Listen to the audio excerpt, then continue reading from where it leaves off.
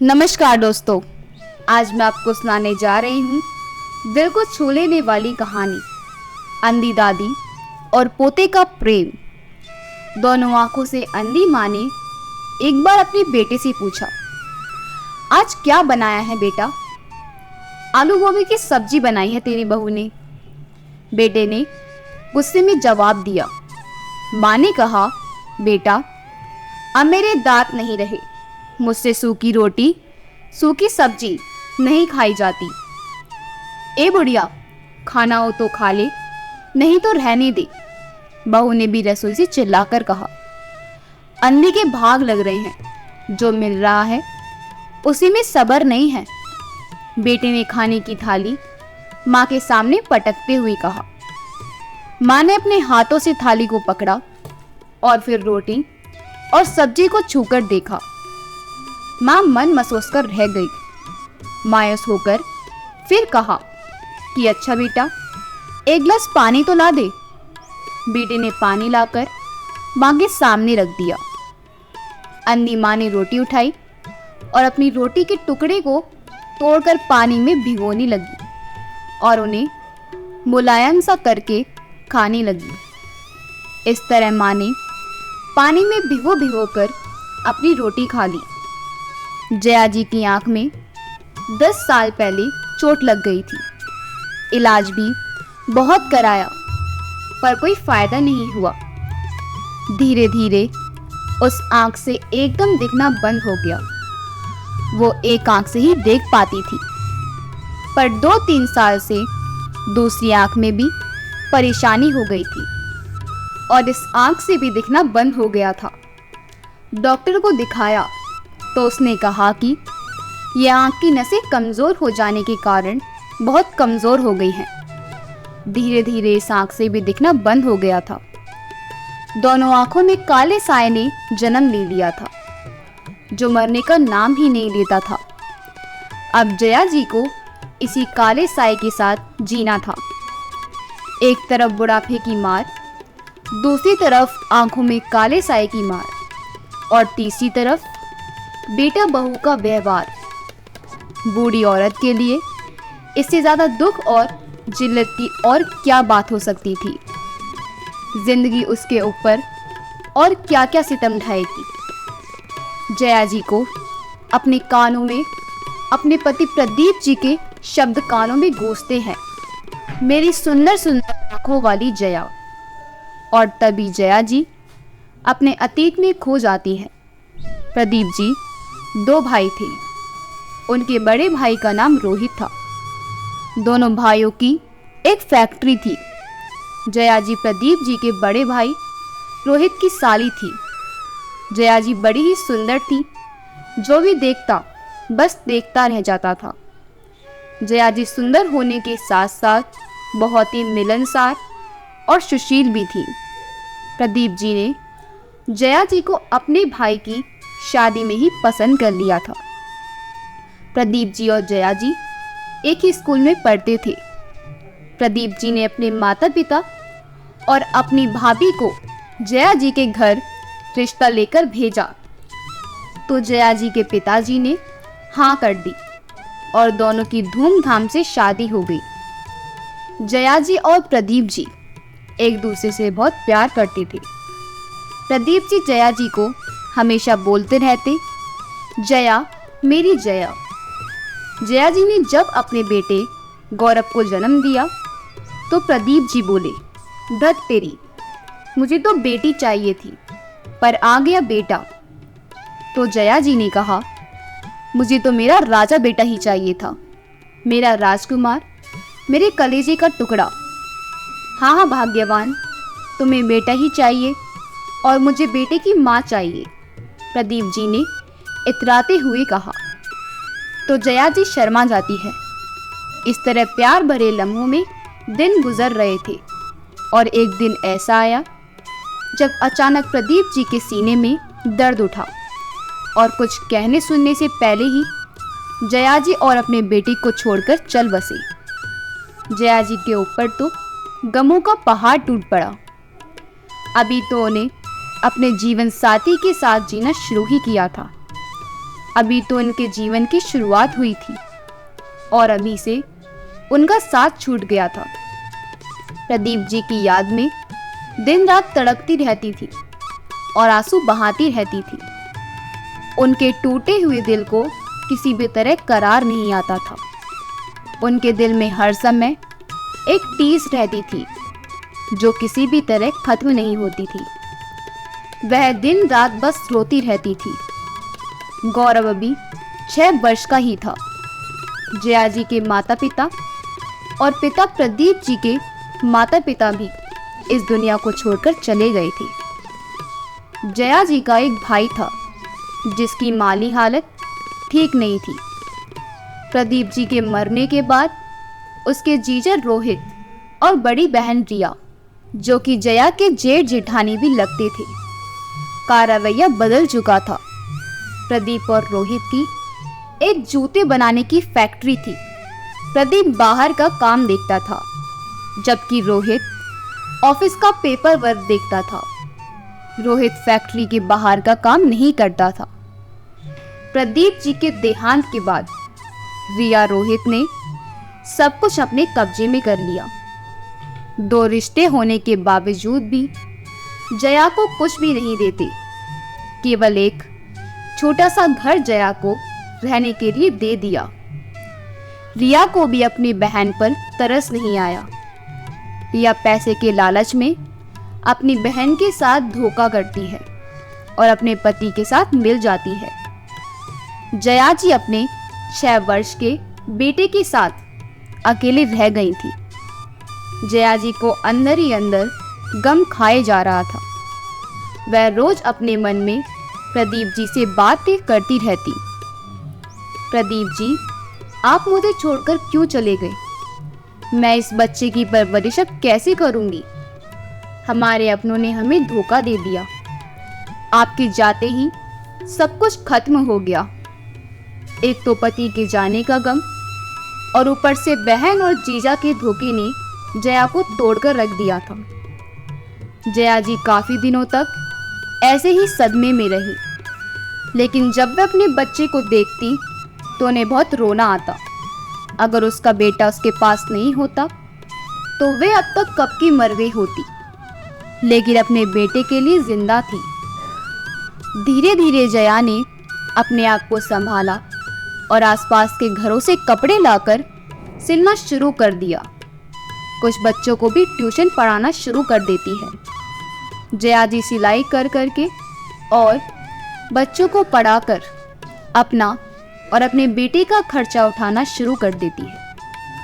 उसकी बहन रिया और जीजा रोहित उसे कभी भी कोई सहारा नहीं देते। सहारा लगाना तो बहुत दूर की बात थी। जब इंसान पर दुखों का पहाड़ टूट पड़ता है तो उसके अपने भी उसका साथ छोड़ देते हैं। यही जया के साथ भी हुआ था। जया का भाई एक सज्जन व्यक्ति था, परंतु उसकी माली हालत ठीक नहीं थी, तो वो अपनी बहन को क्या सहारा लगाता। जया जी ने धीरे धीरे मेहनत करके अपने बच्चे को अच्छी शिक्षा दी, अच्छा जीवन दिया। जया जी की इतनी उम्र नहीं थी, लेकिन अपने बच्चे के कारण उन्होंने दूसरी शादी भी नहीं की। अपना जीवन उन्होंने अपने बच्चे के नाम कर दिया। ये सब सोचते हुए जया जी अपने अतीत से बाहर आईं तो उनकी आंखों से आंसू टपकने लगे। जया जी सोचने लगी, ये वही बच्चा है जिसने मुझे आज सूखी रोटी सूखी सब्जी दी, वो भी जलालत के साथ। मैंने जिसे अच्छा जीवन देने के लिए अपना सब कुछ कुर्बान कर दिया, ये वही बच्चा है। मेरी आंखों में तो अंधेरा है, लेकिन जिसकी आंखें उजाले से रोशन हैं, उसे अपनी माँ की बेबसी क्यों नहीं दिखाई दे रही?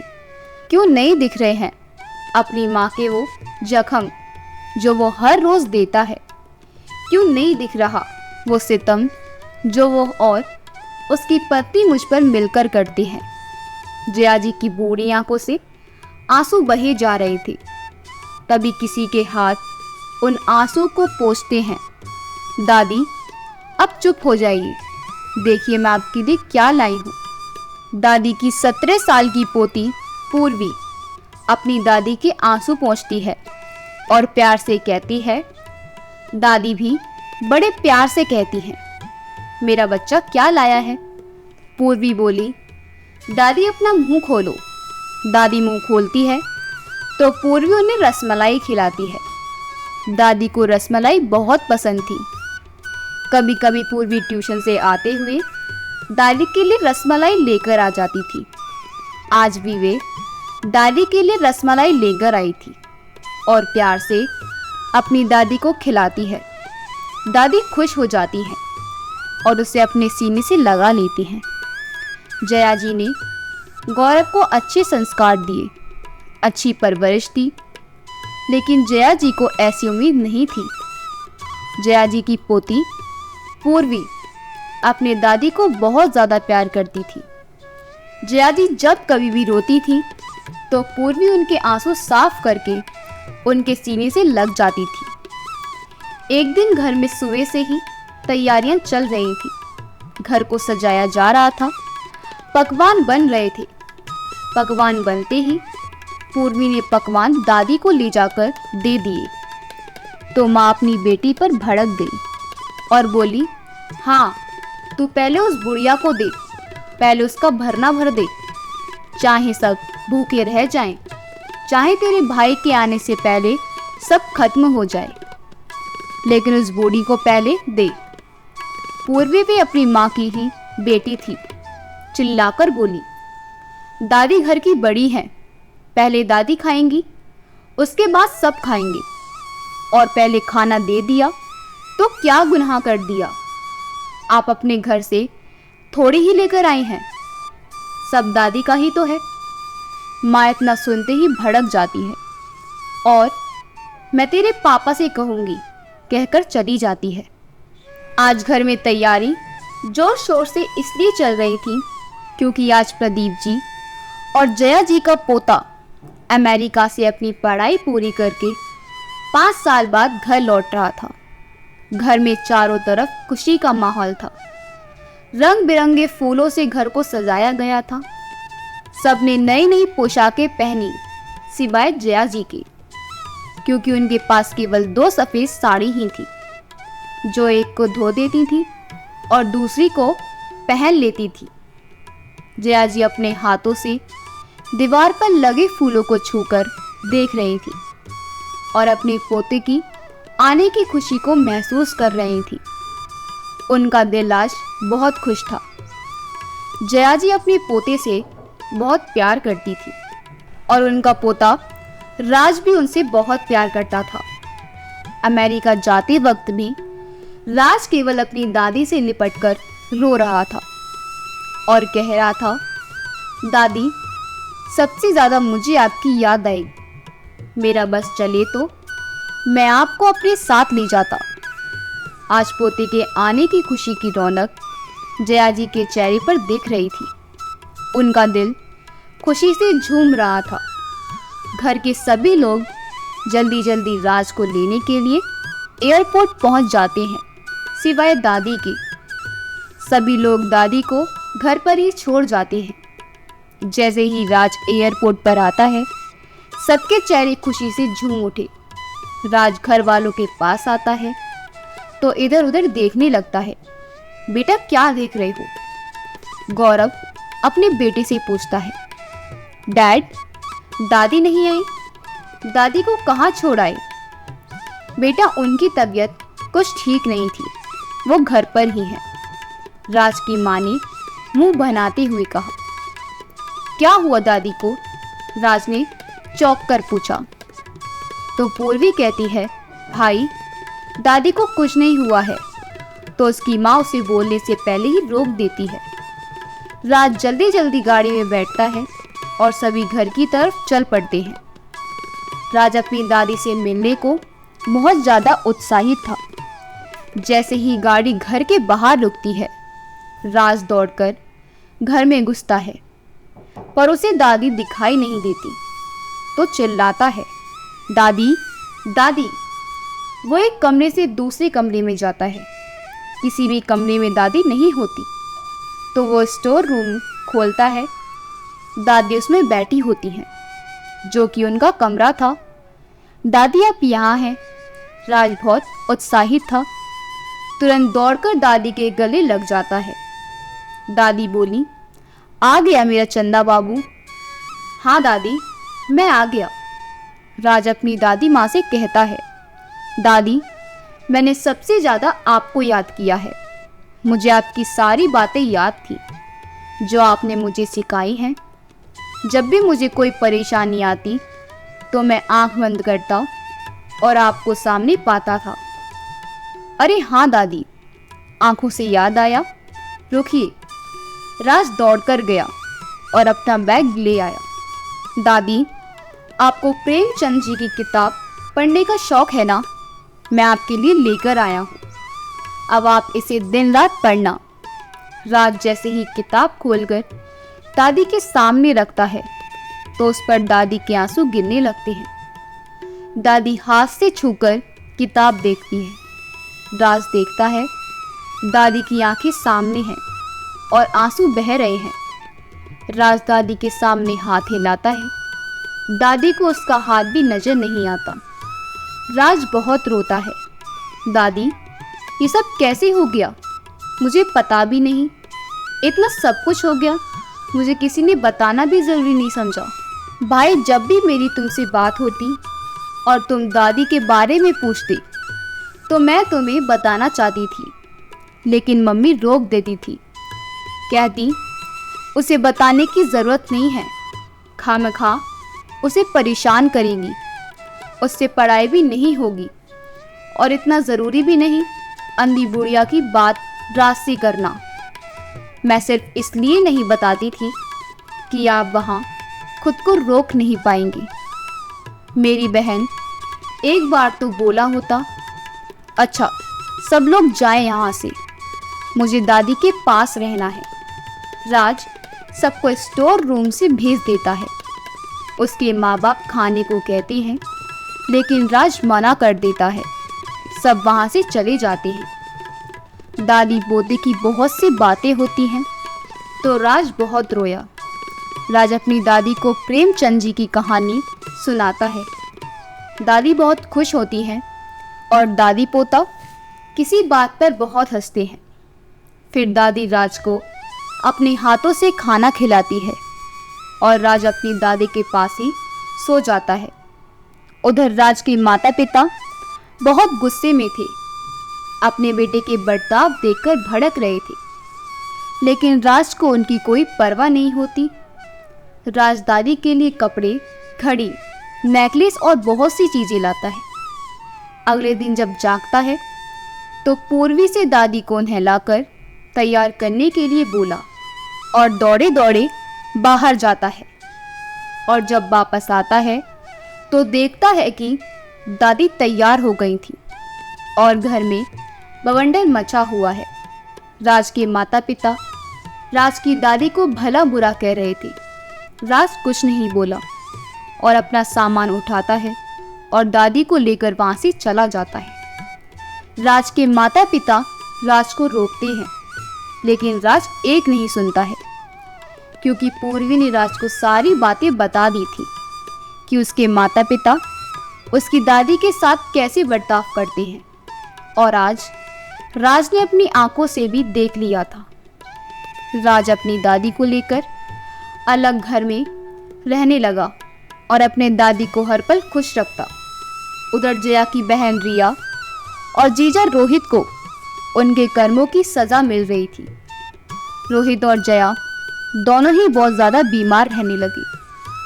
रोहित को तो 2 बार हार्ट अटैक आ चुका था और उनका ज़्यादा से ज़्यादा पैसा दवाओं में खर्च हो जा रहा था। पैसा तो बहुत था, लेकिन उन्हें सुकून नहीं था। हर वक्त बेचैनी रहती थी। दोनों को यही लगता था कि ये उनके कर्मों का फल है। दोनों अपने पापों का बोझ उठाते उठाते थक चुके थे। वे दोनों अब जया से अपने किए गए कर्मों की माफ़ी मांगना चाहते थे, जिससे उन्हें शांति मिल सकी, सुकून मिल सकी। रिया और रोहित दोनों जया के पास जाते हैं और जया से अपने कर्मों की माफ़ी मांगते हैं। जया दयालु स्वभाव की थी। अपनी बहन और जीजा को देखकर उसका दिल पसीज जाता है और अपनी बहन और जीजा दोनों को माफ़ कर देती है। रिया और रोहित उसे उसके हिस्से का पैसा दे देते हैं। जया के पास अब करोड़ों रुपए थे।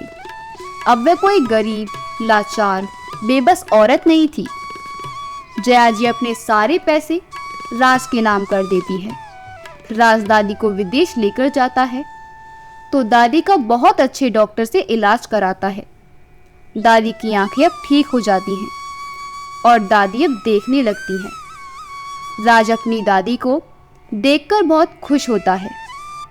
एक दिन राज के माता पिता राज के पास आते हैं, लेकिन राज को उनकी परवाह नहीं होती।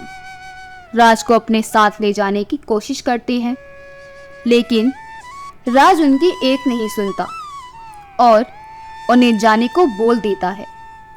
राज और दादी एक सुखी जीवन व्यतीत करते हैं, लेकिन राज के माता पिता पूर्वी की शादी करके बिल्कुल अकेले हो जाते हैं और पल पल रोते हैं। ईश्वर ने बेटा देकर भी बेटा का प्यार नसीब नहीं किया। राज के माता पिता ने अपनी माँ के साथ ऐसा किया तो राज ने भी अपने माता पिता के साथ ऐसा करके उन्हें सबक सिखाया। जब कोई अपना हमारे साथ ऐसा व्यवहार करता है तो हमें कैसा महसूस होता है, यही उसने अपने माता पिता को महसूस कराया। अपने कर्मों के फल हमें इसी जीवन में भुगतने पड़ते हैं। अच्छे कर्म करेंगे तो हमें अच्छे फल मिलेंगे और बुरे कर्म करेंगे तो हमें बुरे फल मिलेगा। यही प्रकृति का नियम है, जैसी करनी वैसी भरनी। अगर आपको हमारी वीडियो अच्छी लगी हो तो हमारी वीडियो को लाइक करें, शेयर करें और हमारे चैनल को सब्सक्राइब कर दें। आपका बहुत बहुत धन्यवाद।